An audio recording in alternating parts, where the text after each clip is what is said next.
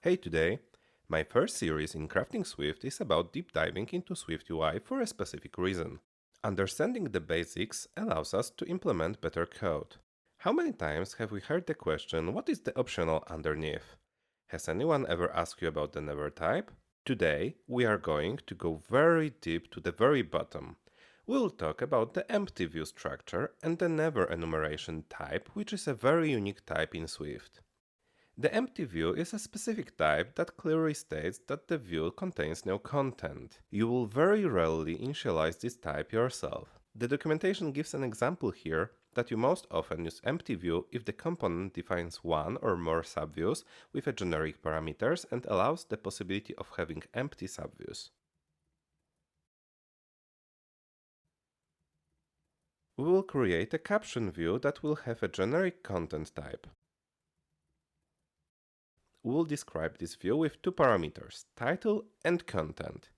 Now let's create an initializer that will build content using the view builder. In the body, let's implement a simple view content.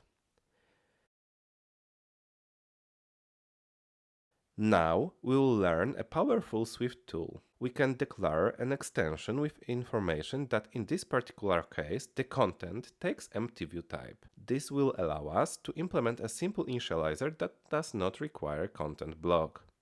Now in the preview we can clearly see that the caption view can have only a title or display a title with a detail element.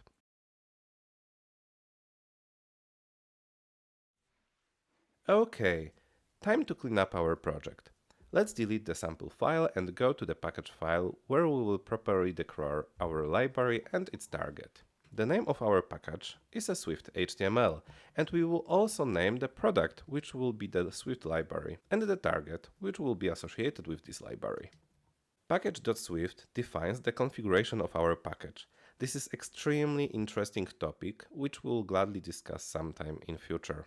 We are ready to create our own EmptyNode. Let's take a look at the SwiftUI library header to see how it was done in this case. EmptyView has its own initializer and type alias, which indicates that the body is of type never.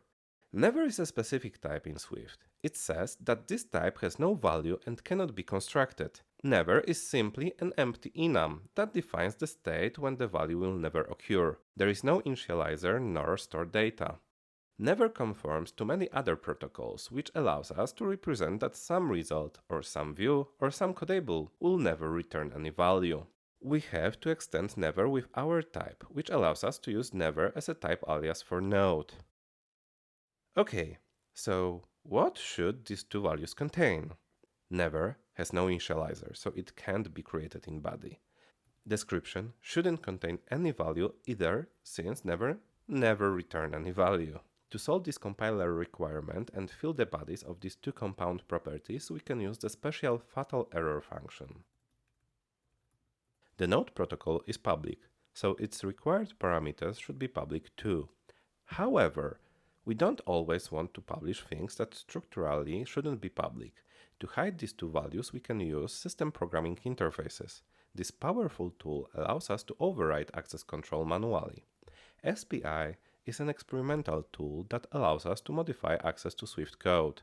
Apple discourages using underscored attributes because those semantics are subject to change, and most likely need to go through the Swift evolution process before being stabilized.